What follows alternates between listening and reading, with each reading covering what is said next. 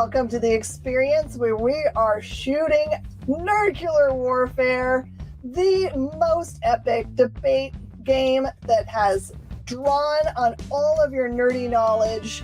It will explode your brain because it's not what you think is going to happen. There's no just making sense pairings for this. It is all about people's ability to argue their point, whether what they're arguing is true or not. They can get away with it. They just might be winning Nerdcular Warfare. Let's bring on our contestants. Welcome, everybody. We've got some seasoned players and some players that are just going to kill it because they know what they're doing in their everyday lives. Let's introduce everybody. I think Rod Lee is that person. I think he knows what he's doing in his everyday life. Tell us all about you. I'm Rod Lee, 28. Jesus, I don't even know when I was born, so I was off to a great start. Pro wrestler in the Toledo, Michigan area, and I'm happy to be here. All right, so everyone's going to get body slammed. That's what we found out just now. Shipp! I am the Shipp. Been on here before, looking forward to doing it again. A little bit scared now of Rod Lee, so might want to walk away from that. Andrew! I am Modoc from Up and Away, comic book shop here in Cincinnati, Ohio. The general manager of the shop. We are the greatest comic book shop in Cincinnati, without a doubt. And I'll fight anybody who says it, including you, Rod. I won't last long, but I'll still fight anybody who says differently. But yeah, and you know we're doing a big promotion for Free Comic Book Day on May 7th. We've got a copy of JLA Avengers that we're raffling off at $5 a ticket. So if anybody's interested, go onto our website, upandawaycomics.com, and get into that raffle. We'll be more than happy to get you taken care of for that. That's a great raffle to get into. It's a charity raffle, so it helps the Hero Initiative, which is really supporting creators. What you don't know about creators is they don't actually have a retirement fund, so they get to end of their working life and sometimes end up homeless. So Hero Initiative takes care of them past their working days. Kyle! I'm Kyle. I'm here. No, I'm kidding. I'm Kyle. I'm the executive producer on The Experience. You can see me Tuesday nights on In Stores This Week with Dan, and sometimes on Minute to Skin with Miss Jen, and sometimes on other things. And my dream job is to be the pallbearer to Rod Lee's Undertaker. Just the fat guy who walks to the ring and doesn't do anything. I mean, we could definitely make that work. All right, for everyone that's watching today, the name of our scenario is called Grand Melee. You know our scenarios change every single time we play this game. And in this case, I'm going to be giving our players 2 entire casts of movies. These movies don't make any sense together necessarily. And then they are going to battle royale their way into a completely unrelated movie battle. We'll see who can use who they're given to the best effect. See if they can argue their way into victory. So we have our first round pairing. Looks like it's Andrew and Richard.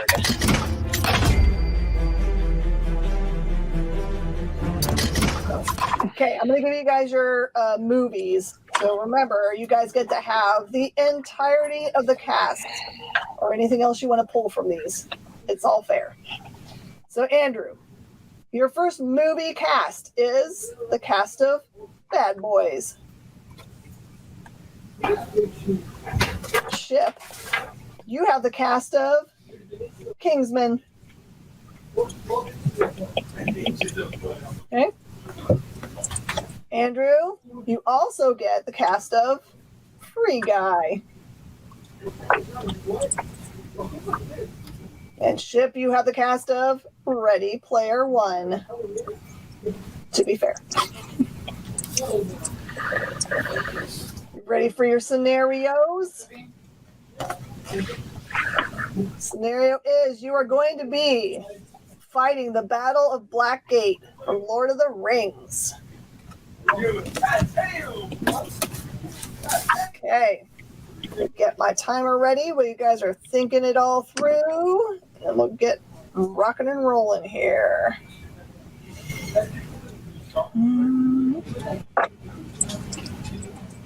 Okay. Looks like Andrew is leading us out. Ready? As will ever be. All right, so Battle of Blackgate, we're going to be walking up through there. Come on, I've got the good cast here. I got Ryan Reynolds. I got Will Smith, who's already ready to smack people down anyway. We got Martin Lawrence with the wisecracks going up. We're going to be able to take down the Battle of Blackgate in no time at all. We've got to walk through there. We got to walk through the weird, creepy mouth of Sauron thingy with the teeth. That's easy. He got his head cut off in a couple of seconds anyway. It doesn't matter. Bunch of orcs. We got to take care of some elephants. I mean, this is easy peasy stuff for bad boys. Did you see those explosions in that movie? They were like 25 stories tall, blasting out all of Miami, running around through the way.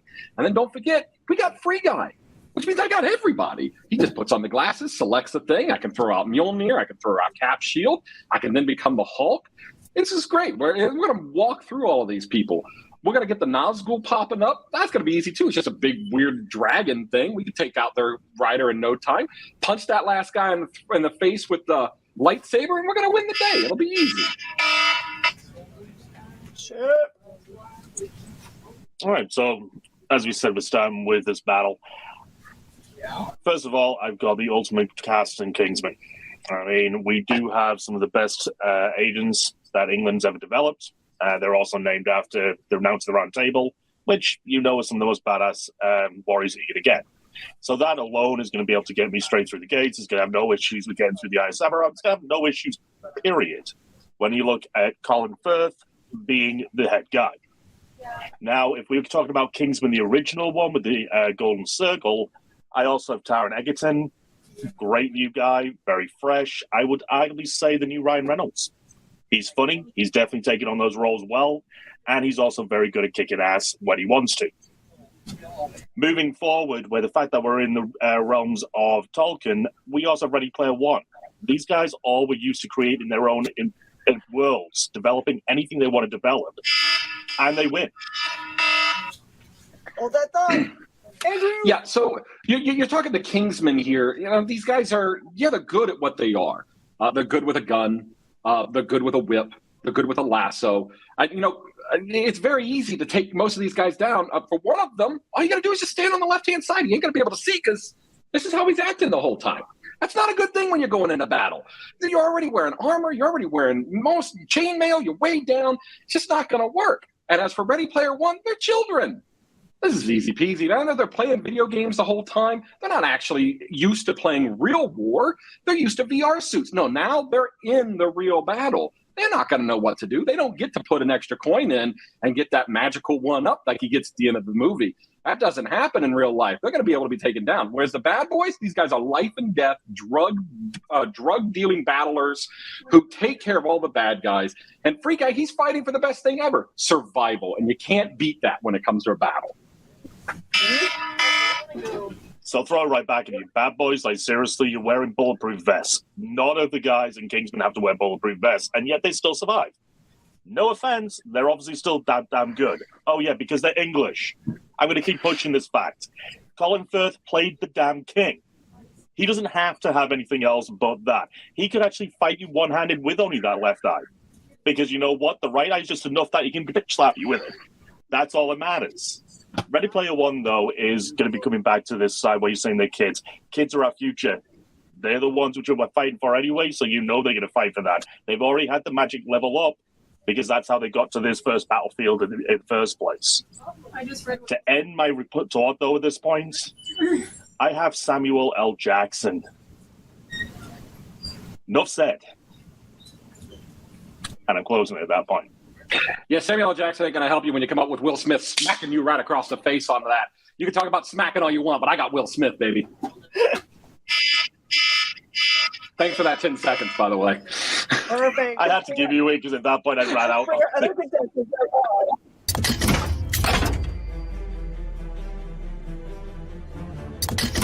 Kyle, I know you're chomping at the bit. You got to say something. Go. Well, I I want to point out that Andrew has apparently never read the sequel to Ready Player One, Armada, which posits that video games are actually secret government training modules to see who the best pilots and fighters are, which is a relevant point because they're both written by the same guy, and it is in fact a sequel. The other thing is, though, Richard, if you lean too heavily into their English, this is America. So I think it was better argued by Andrew, even though he missed out on a major plot point of those two books. Also, President Will. We're talking the movie, right? But movie book, same story. But also President Will Wheaton.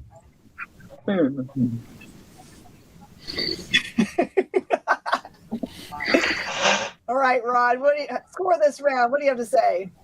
Okay, the thing is, when I first heard the matchups, I automatically went like Kingsman and Ready Player One. Those have to win. Like I just like that. Like Kingsman was a better like unit as a whole, and then Ready Player One they just had a little bit more to go on. But the way Andrew like argued everything really made me go, huh? They are literal children versus like for the lack of a better term, like seasoned warriors. That's kind of a thing that I'd have to go on with that one. So I have to give it to Andrew as well.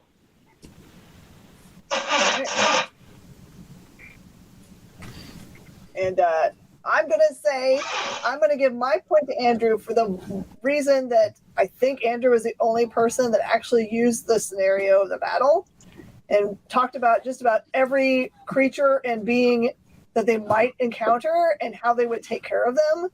So in Debate 101, I guess that is like a full coverage argument. So I lost a debate a couple weeks ago because of that. So yeah, never going to miss that again.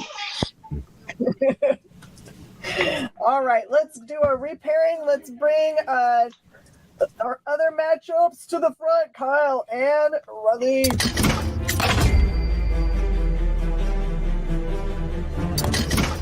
So your scenario is going to stay the same, to be fair, but you're going to get totally different movies, groups to make your argument with, okay? So it looks like Kyle's here at the top. So Kyle, your first movie cast is the cast of Interstellar. If that's everything. Okay, Rudley, you have the cast of Avatar. Wait, which Avatar? I just said words. Use them how you will. And we're doing movies, right? Yep. Remember the rules. There are no rules. So as long as you can't bend air, Rodney.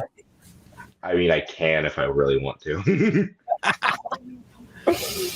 All right, Kyle, your second cast is the cast of Tenet. And not to be outdone, Rod Lee gets Inception. Okay. I tried real hard to make it all fair.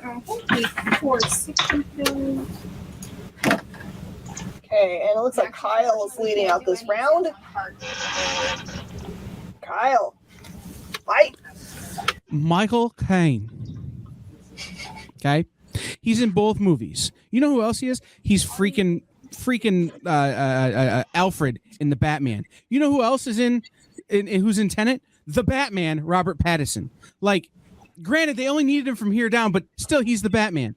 So we're just gonna stick with remember the Batman is at this Lord of the Rings battle. So that's gonna help. But then when you start adding in everybody else, right? Matthew McConaughey, absolute badass. Timothy Chalamet, who looks like some sort of elf. Matt Damon, who was like the shooter or something. And Casey Affleck, who has had to live in the shadow of another Batman his whole life. So that's just the Interstellar cast. When you look at Tenet, that movie is about nothing but shooting things and time travel. So why does time matter in a Battle of Blackgate? Because we could just jump to wherever we need to be in Tenet.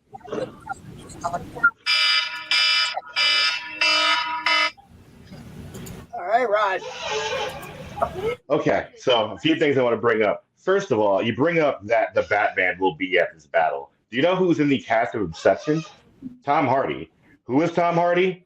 Bane. What did Bane do? Oh, nothing, just break the bat. No big deal. Your biggest trump card just broken in an instant. No big deal about that one.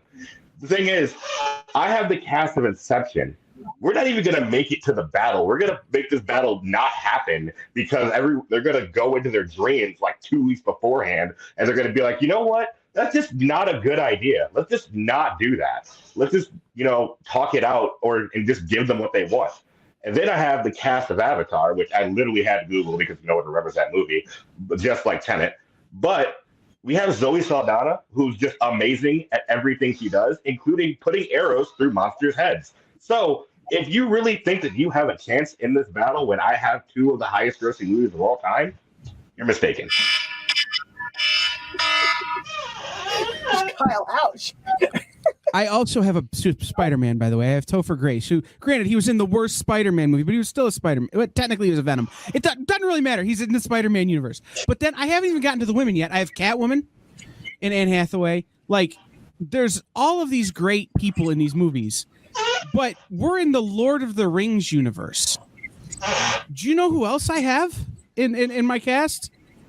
Nobody relevant to the Lord of the Rings universe, which sucks for me. But I have Kenneth Branagh, who is like, I think born in Mordor, like in real life. I think if you look up his Wikipedia page, it says born in Mordor. He just has that face. So I feel like he would be comfortable. The reality is that we're going to be fighting with swords and arrows and like weird random tree men from the second movie. If they show up, I don't know. But all of these things are going to happen. So it's not going to be your normal battle. So normal people don't help.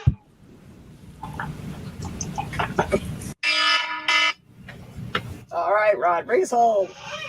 Okay, so a couple things I need to point out. One, I just did a quick Google search in the cast of Inception. So I also have Joseph Gordon-Levitt, who is technically Robin. We don't really count that, but whatever. And I also have Robert Pattinson. So the Batman that you have, I also have. And if you're bringing up how normal people won't help, which is very true, I have the Avatar cast, which are just giant blue aliens that are really good with bows and spears and stuff. So, like, yeah, you're right. Normal people won't help. So I'm just going to use my giant alien friends to kind of mow down the competition. It's really just basic, hey, use the biggest stick you got. And the biggest stick I have is a 9-foot-tall alien woman who also just happens to be a really attractive Earth woman. So, yeah, I think I'm going to win this one. And I also have 7 more seconds. I just need to bring up that Leonardo DiCaprio eventually won an Oscar for a movie that I didn't really care about. All right, let's bring everyone else back on and score this round.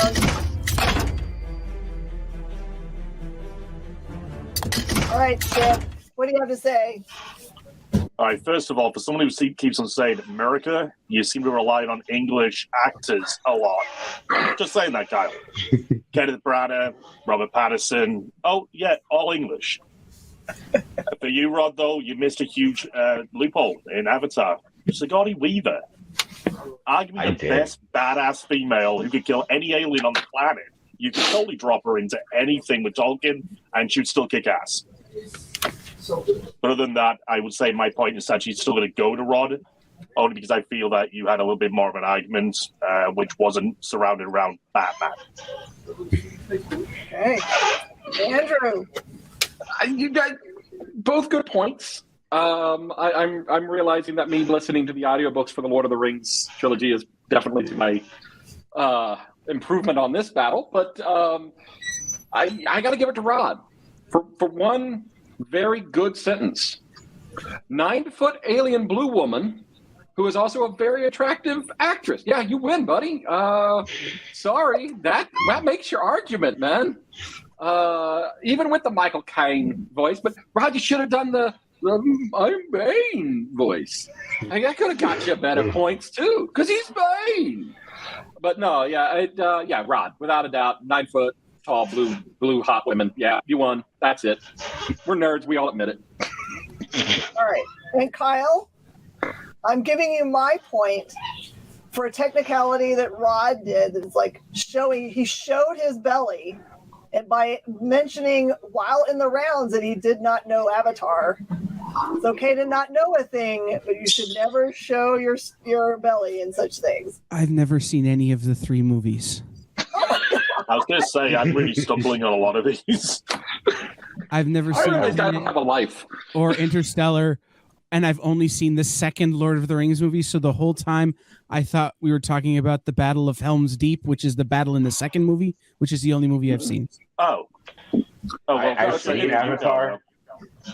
I've seen Avatar. I just don't remember it because that movie was somehow made a bunch of money, even though no one really remembered the plot. Also, like, I just want to point out that according to the internet, Chris Hemsworth was in Interstellar, but according to Interstellar, he was uncredited.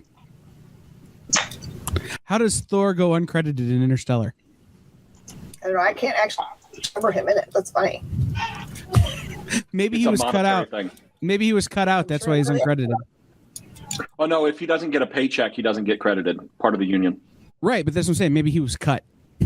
No, he would just be a walk-on. He's a voiceover role, and because he didn't get paid for it, he gets cut over. There you go. Yeah. That really kind of blows, to be honest. All right. Well, Look up played Bruce for Willis this in first 4 Rooms. round. We're gonna get you guys. Ooh. We're gonna get you rematched up. The new matchings are Andrew and Kyle.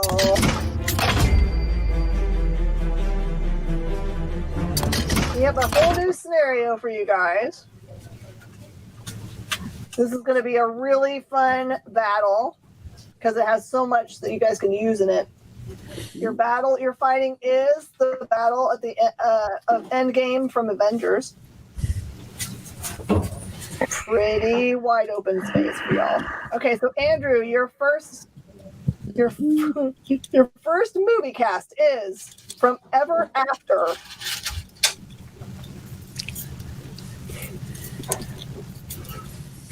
Okay, Kyle, I know you think you're giggling around like you're not going to get something that's matching. No, I'm just hoping I get something I've seen. Romeo and Juliet. You said Romeo and Juliet? Romeo and Juliet. Got it. Okay. Andrew, you also have the cast from Starship Troopers. Kyle, you're matched up with the cast from Aliens.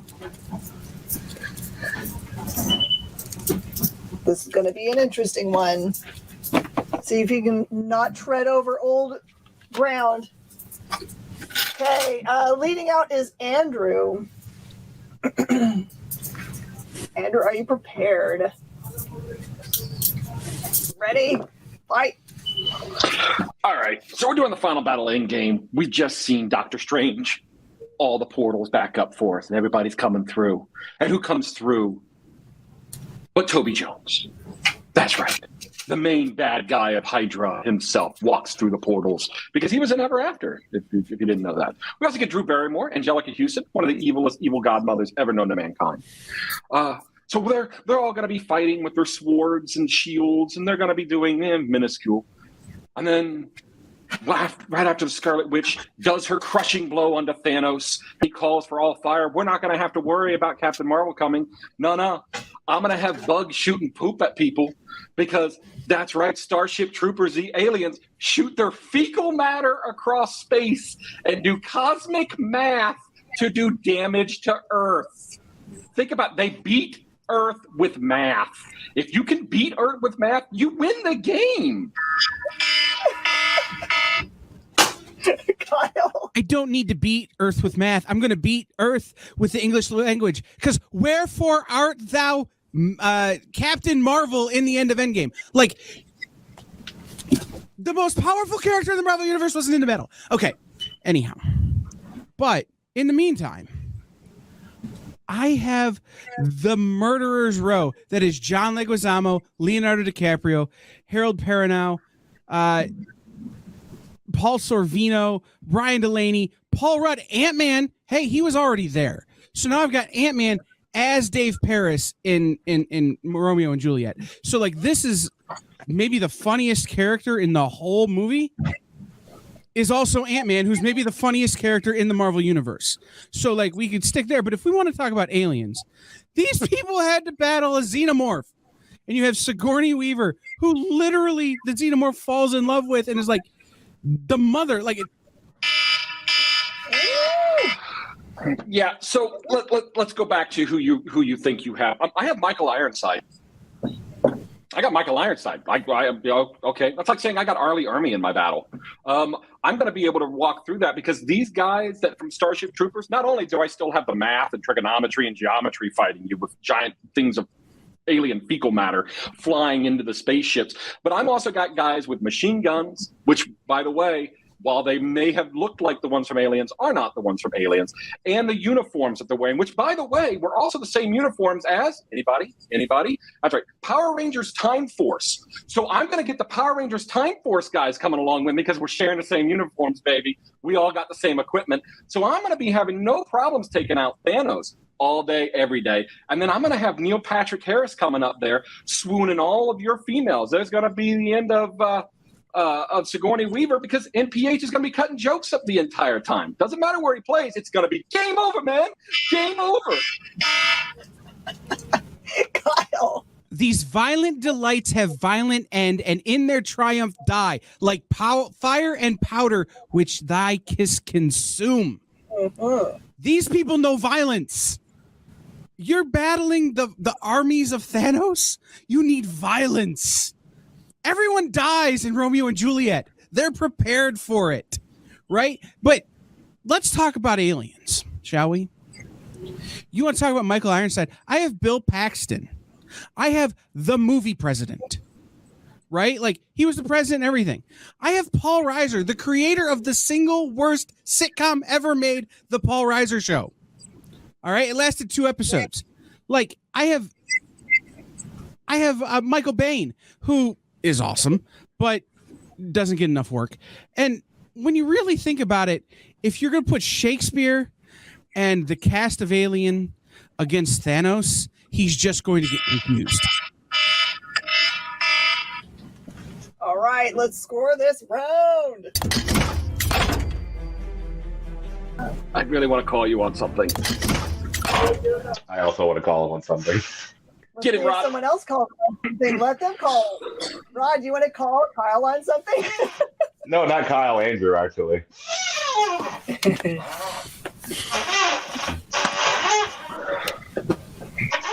All right, so am I going first?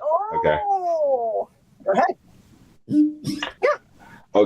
Okay. So I have to give it to Kyle because Andrew said something, and I almost had to give it to him until he got it wrong. He said that the Starship Troopers uniforms were used in Power Rangers Time Force. He was close.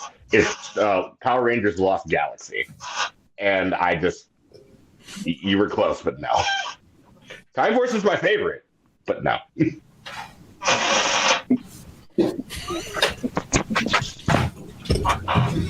So who do you think won this round, Rod, for their argument? Kyle. Kyle did. Mostly because I just like it when people just quote Shakespeare randomly, and I was just like, he's quoting Shakespeare. He has to win it. You actually stole what I was going to say. I mean, honestly, it's a Shakespearean battle anyway. We know that Marvel was heavily based on Shakespeare. Kyle, you got it with the quote. It was a very well-placed quote as well, I have to say. Good stanza. I mean, we could actually be educated geeks here, so good stanza. But other than that, bro, I mean, Andrew, I thought you were wicked funny. I thought it was an awesome argument. But the quote for me really pushed over the edge. So, goes to Kyle. What'd I mess up, Andrew? It's Bill Pullman is the president. Bill Paxton is not. I feel like he was the president in like at least 6 things. No, Bill Pullman. I think anyone named Bill has been the president in at least 6 things, including Bill Murray. They get confused. They get confused together. But Bill Paxton was the game over, man. Game over.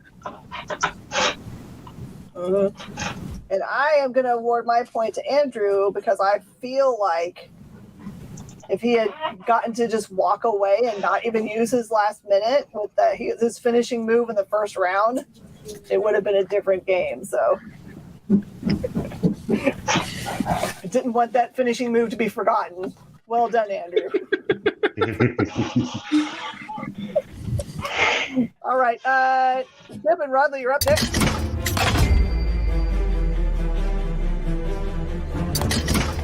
your battle doesn't change. We're still fighting endgame, okay? But here are your casts. I feel like you guys are gonna get excited when you hear these because these are awesome. Okay. So Shipp, you have the cast of John Wick.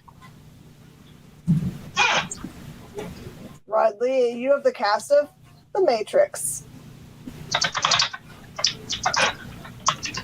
Shipp, you also have the cast of Dune. And Rod Lee, you have the cast of Sucker Punch. Ooh.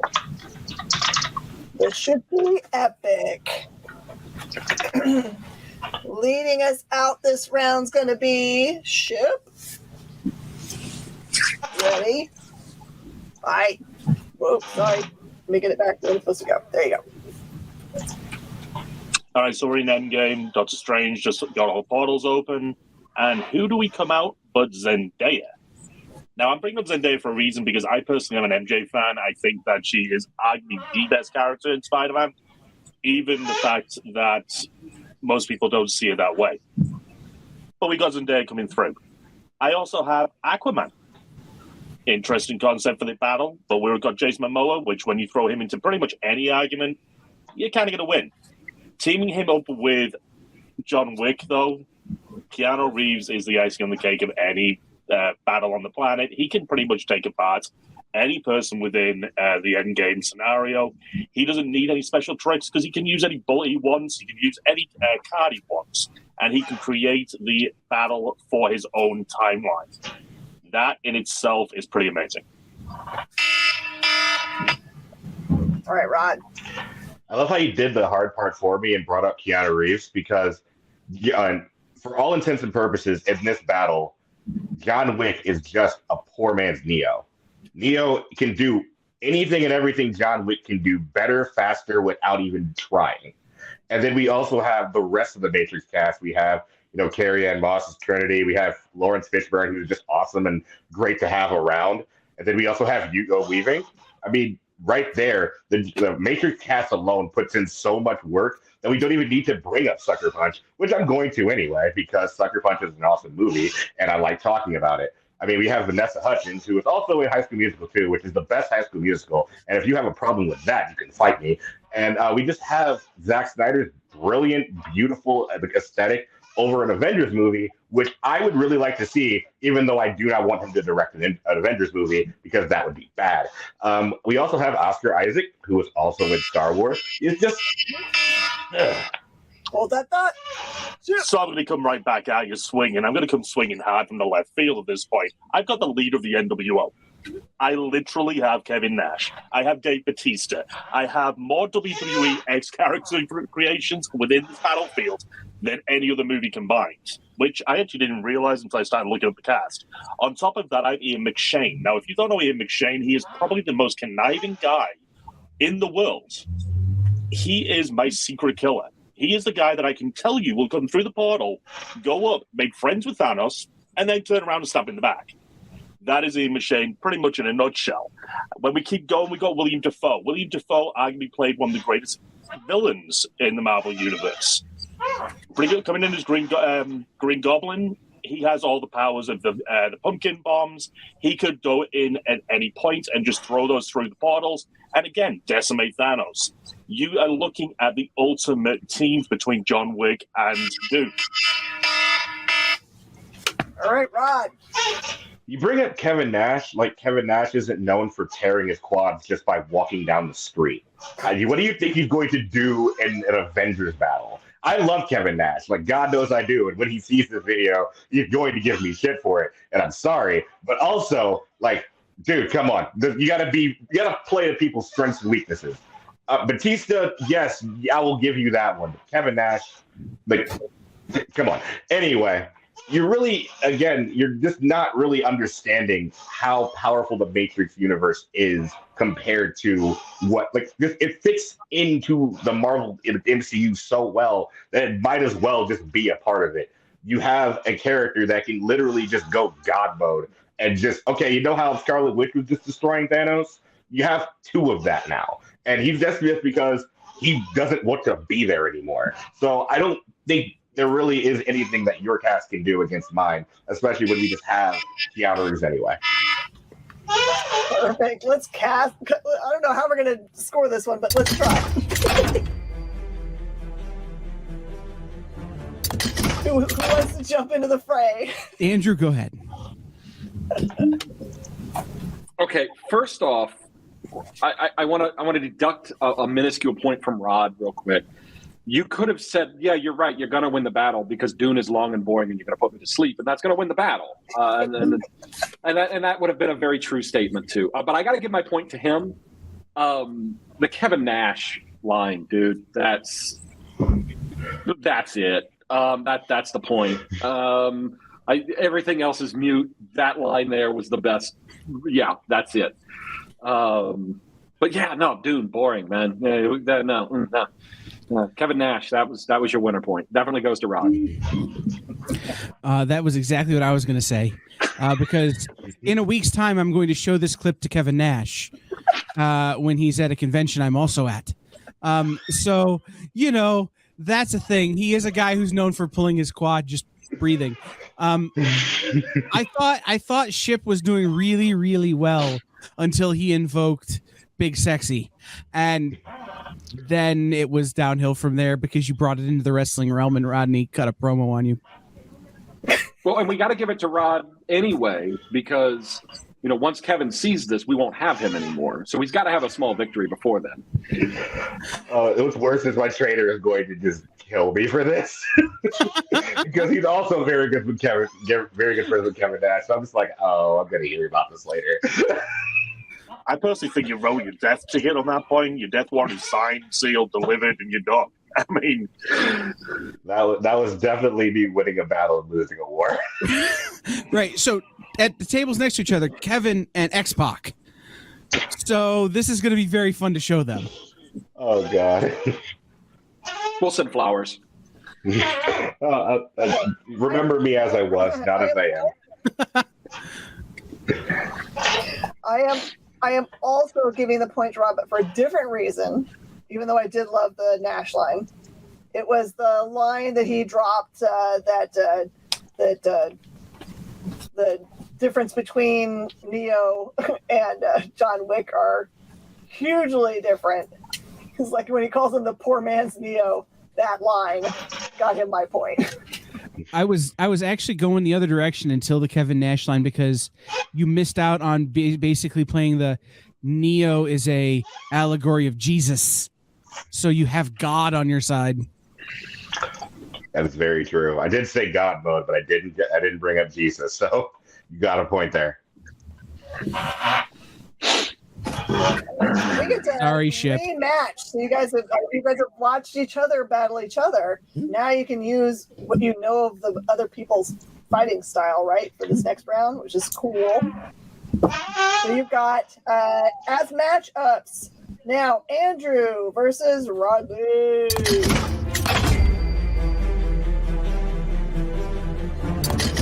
We have a whole new scenario for you guys. This is an epic battle that you're going to be fighting. We have now entered the world of Star Wars, and you're going to be fighting in the Clone Wars. Okay? All Here we right. go. Andrew, you have the cast of Highlander. Okay? Rod, you have the cast of Tank Girl. Tank Girl? Tank Girl. Tank Girl. Andrew, you also have the cast of Bram Stoker's Dracula. But Rod, you have the cast of Tombstone.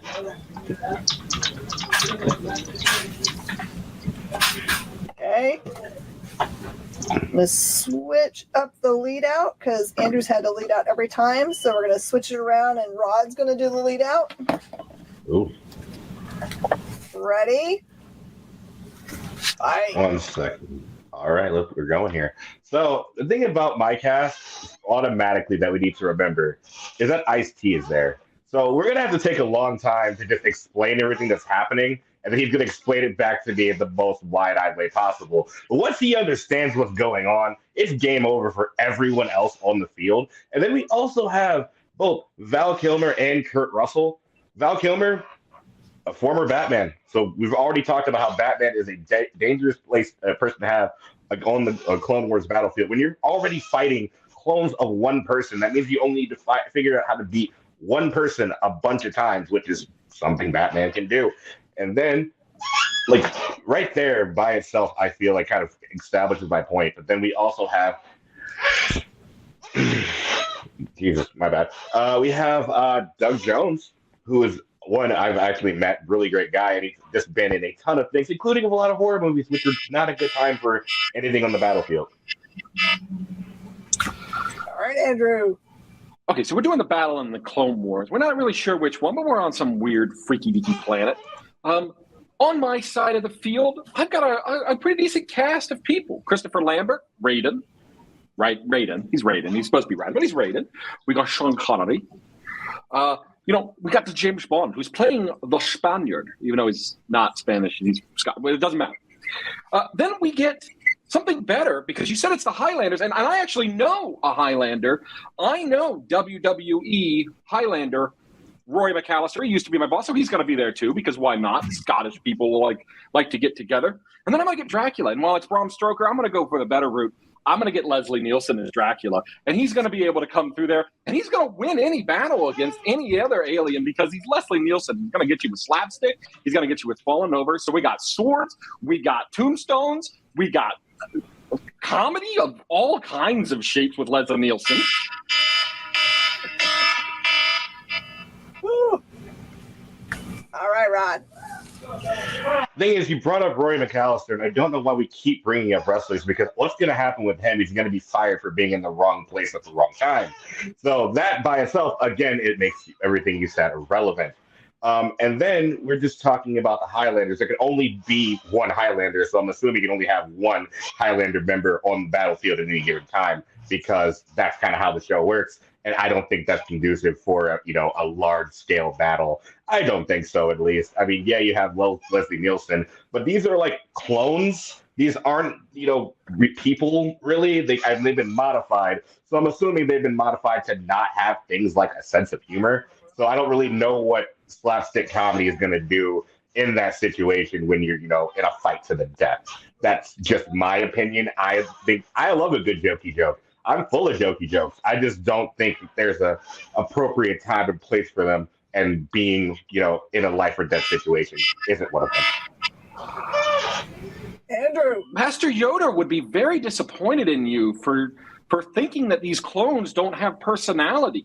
And besides, I'm fighting with the clones. I'm fighting against the Separatists, which is battle droids, who are, by the way, slapsticky in and of themselves.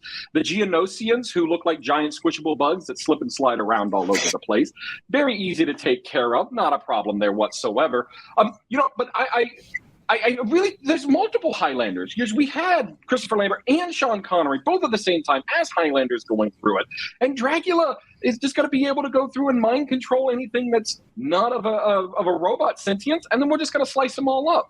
And I want to save my best point for last on this, because I think it's the most important part of all. Tank Girl has some great music. Tombstone, which he didn't mention, by the way, I would like to point out that he did not mention Tombstone at all in this battle. But I have Queen. That's right. The soundtrack for Highlander is Queen's Who Wants to Live Forever, and I got Freddie Mercury on my side for this battle. All right, let's score it.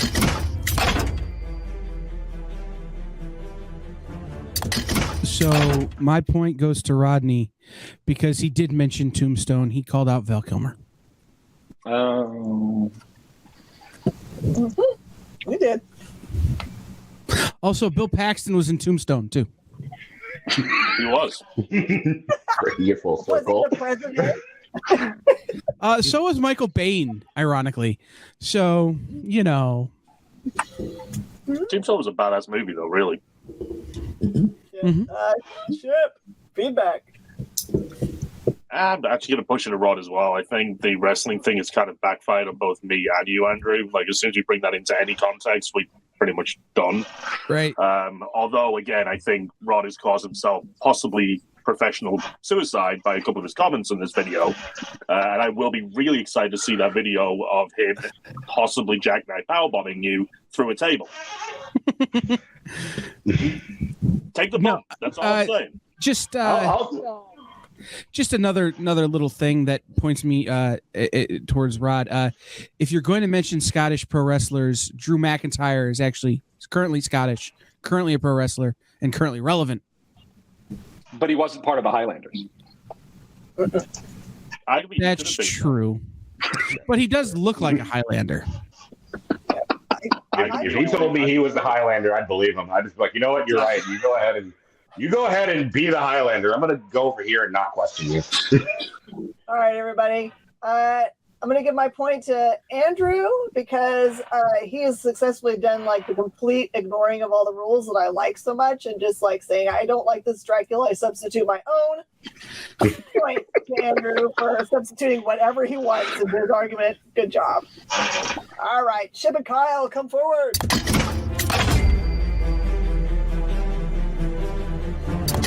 Still Clone Wars. You guys ready? Can we have movies we've seen? Please. All right. Okay.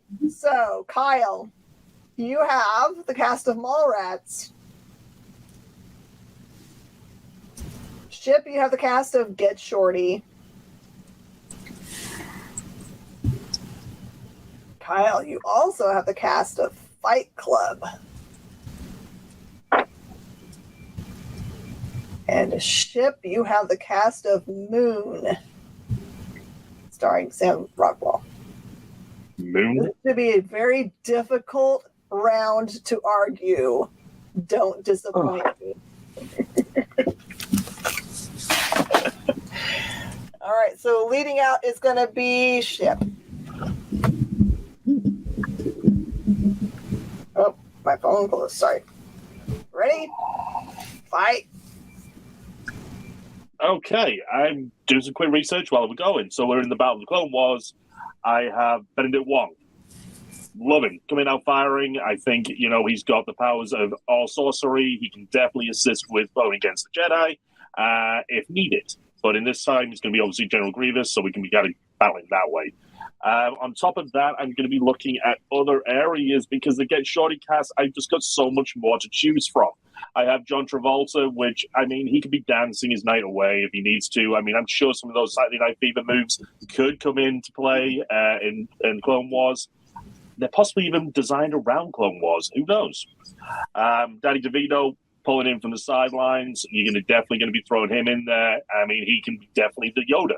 I could see him being green. I could definitely put him in these ears, and he could definitely rock the robe. There is no doubt about that. We have seen that in It's Already Sunny in Philadelphia. Kyle. So let's start with the rest in peace to some of my actors, right? We have Stan Lee and Meatloaf. They could win the Clone Wars on their own because Stan Lee could just not ever found Marvel, and then Star Wars would have just stopped existing when George Lucas lost interest. But we're going to forget about that. Let's just go through the superheroes in my movies. We have Ben Affleck, who's a Batman. We have Michael Rooker. We have Luke Wilson, who's not a superhero, but he might as well be because of that nose. And then we go over to Fight Club, and we have Jared Leto, who is arguably the worst vampire ever, but still pretty great. Helena Bonham Carter, who is a real life supervillain. And you got all of these, like every one of these movies is a murderer's row of people who went on to be huge, battling, okay, in the Clone Wars. So how many meatloafs do you need to win the Clone Wars, Shipp? One more than what you have, because I have Kevin Spacey.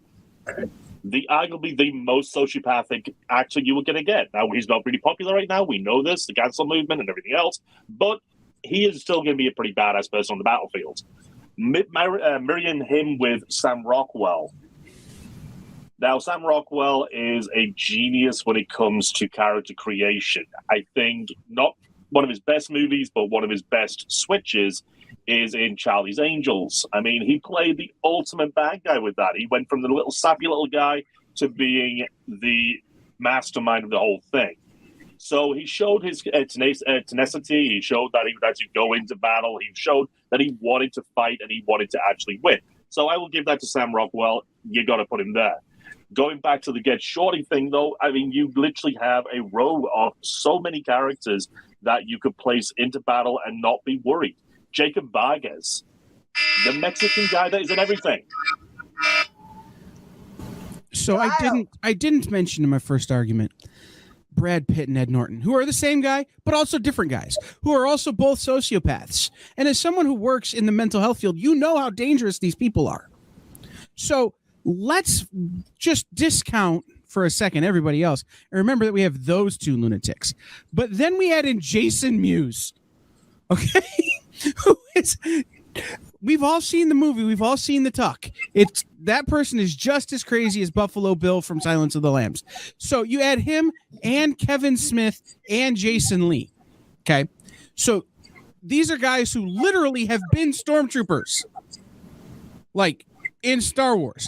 But I want to talk about Ethan Suplee, who is in Mallrats. He plays William Black. He was also Louis Lastic in Remember the Titans, who, if you look him up online right now, is absolutely jacked and will be competing in the World's Strongest Man coming up. So clone that guy 100 times and then come at me. Oh, snap. All right, let's score this round.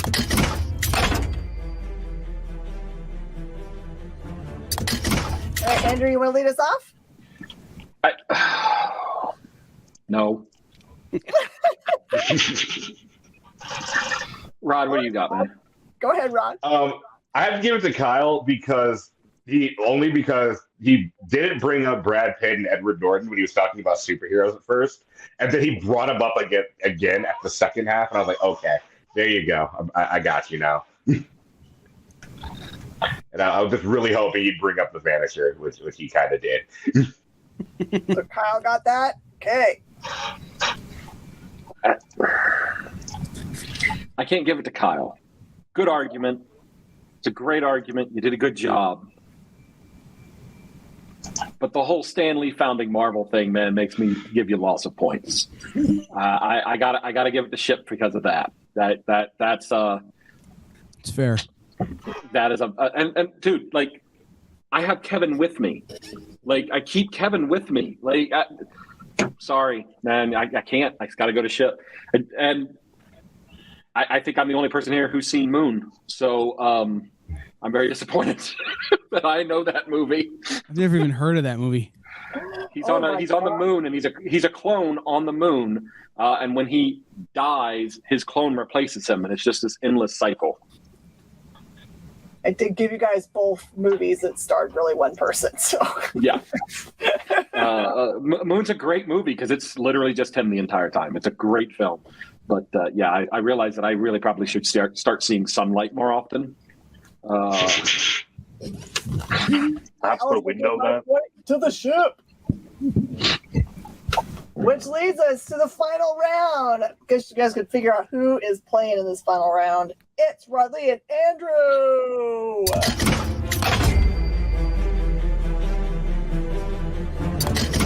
Okay, you get a whole new scenario. You're now going to be fighting at the Battle of Thermopylae from 300.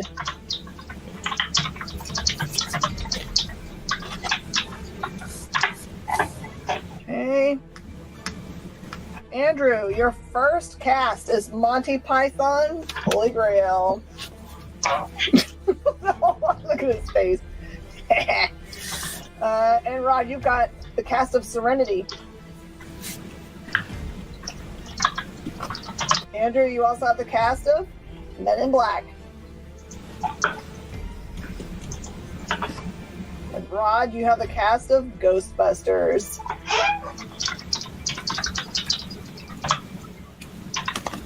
Okay, and Andrew leads out this round. Ready? Andrew. So the Battle of Thermopylae, the great epic tome of the 300 Spartans versus the entire Persian army. What a better spot to have a great battle Also, the Holy Hand Grenade of Antioch, that's going to take out an entire fleet after the waves do. That'll be very easy to do. Well, we'll go look at, we're already in our chainmail. We're ready for battle. We're gonna be going through there with the God's holy purpose of finding the Holy Grail. We're gonna be able to help these Spartans out in no time whatsoever. But then I get to call in the special reinforcements, the Men in Black, who we know time travel. So it is going to be Will Smith again with that smack across the face to Prince Xerxes. It's not going to be a big deal. And then they've got the noisy cricket. So what the Holy Hand Grenade of Antioch doesn't do after the count of 3, the noisy cricket will do, as it knocks the entire armies back and lets us come to victory. Rod. When you're in trouble, who are you going to call? Obviously, the Ghostbusters, a tactical team that have gone through and seen some of the most horrific things that you can't even explain. A bunch of Persians is nothing to them. Not only that, but then you again have Sigourney Weaver, who we've already established time and again in this little episode alone is one of the most badass women on the planet. Right there alone, we're already doing really well. You keep wanting to invoke the name of Will Smith like his own wife doesn't prefer someone else to him. So I don't know why we keep bringing him up.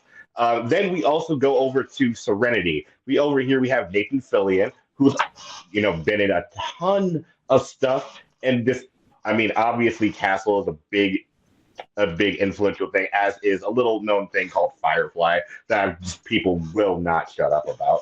So obviously he can put in as much work as he needs to make sure this battle is just ended. Andrew. Oh. Does anybody know how the Reavers clean their spears? They put them through the wash. And that's what's going to happen. They're all going to get stabbed because that's what happens. The cast of Serenity dies. You got a couple left over. The Shepherd dies. Wash dies. It's a lose-lose battle. And, you talk of horrific things that the Ghostbusters have seen. But look, there's always an Archelian battle cruiser or a Corinthian death ray or an interstellar or intergalactic plane that's about to wipe out life on this miserable little planet. The only way that people get around with it is they do not know about it. That's the Men in Black, man. You talk about horrific things. The Ghostbusters did that in the Bright of Day, and they still couldn't get a paycheck. Whereas the Men in Black have all the highest and greatest technology known to mankind. And then let's not forget that the man chosen by the Lady of the Lake, Arthur himself, is fighting in the battle with Excalibur, the great sword Excalibur. You can't beat that. And again, the Holy Hand Grenade of Antioch after the count of 3. Don't count to 5. It's 3. Those are the important points of this battle. Okay, you bring up death like I don't have Sarah Paulson on my team. She's been in literally every single American Horror Story. She's died a few times. You think death scares her? No, it doesn't. She's just going to come back, scream a bunch more, and then kill someone. It's awesome. That's what she does. That's literally all she does. She's been making how much money for how many years just doing 2 things, dying and screaming. I think she will be fine. As for the Ghostbusters, yes, Genius is not appreciated in its time, but still, it is one of the most popular franchises in the world. I still hear about it, even though half the movies are bad. 2016 tried to end its own career, and it's still very popular. So obviously, they know what they're doing. The Men in Black, that's the government. You expect me to trust the government? You're really just over here like, oh, but the government will protect us. Will they? Will they really? That's really all I have to say on that one. All right, this is going to be tough.